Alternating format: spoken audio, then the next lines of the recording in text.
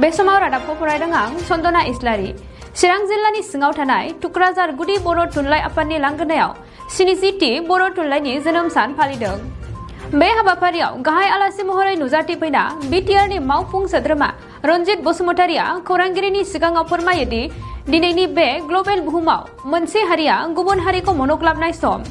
बेबायदि समाव जोंबो बर' बिमानि राव, हारिमु, आसार खान्थिखौ रैखा खालामनो थाखाय बर' थुनलाइखौ सिबिनो खौसे ओंखारबोनांगौ होननानै फोरमायो आरो दोंसे खन्थाइ आवरायना बिथाङा गावनि बिबुंथिखौ फोजोबो।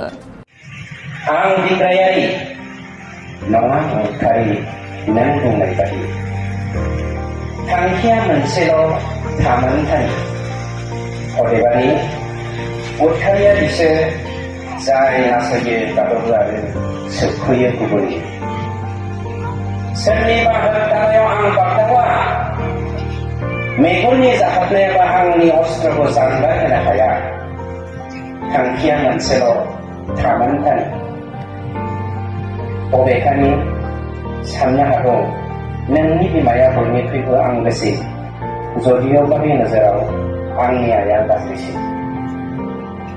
आंनावबो दं अर्जुननि जिदिरनि बान, अग्नि, बरुन आरो बायु। बेफोर मोनफा मोनफा जिदिर थुंगे होनाय सुथुरनि आयु। आइनि रैसुमै राव, हारिमु आरो थुनलाइयानो आंनि जिदिरनि बान। थामहिनबा सानदोंना नों आं सासे लोरबां बर'सा नेनानै था, होनो थियारि फिननायखौ आंबो सासे दावहारुसोखा। Thank you. हाबाफारिया खोब मेहेरगोनां जादों। 20थि बर' थुनलाइ जोनोम सान, जाय बर' थुनलाइ जोनोम साना मोनसे गोदान महर लादों। बे महरनि ओंथियानो जादों दिनैनि बे ग्लबेल बुहुमाव मोनसे हारिया मोनसे हारिखौ मन'ग्लाबनायनि सम आरो बेफोरबायदि मन'ग्लाबलायनाय समाव जोंबो दे बर' हिसाबै बर' बिमानि राव, बर' बिमानि हारिमु, बर' बिमानि आसार खान्थिखौ बर' थुनलाइ सिबिनायजों लोगोसे बासायनो थाखाय खौसेयै आवगायबोदों। बे जोंनि थाखाय बाख्नायथावना बाथ्रा।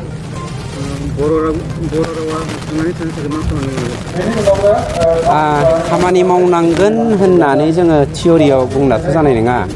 प्रेक्टिकेलि जों साफ्रोमबो बर'आनो गावखौ गावनि हारिमुनि सिनखौ देखायना आवगायबोनांगोन।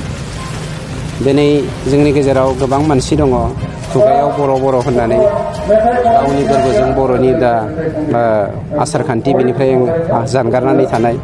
बेफोरबायदि हाबाफारिखौ जों जेब्लायबो नोजोर होनांगोन।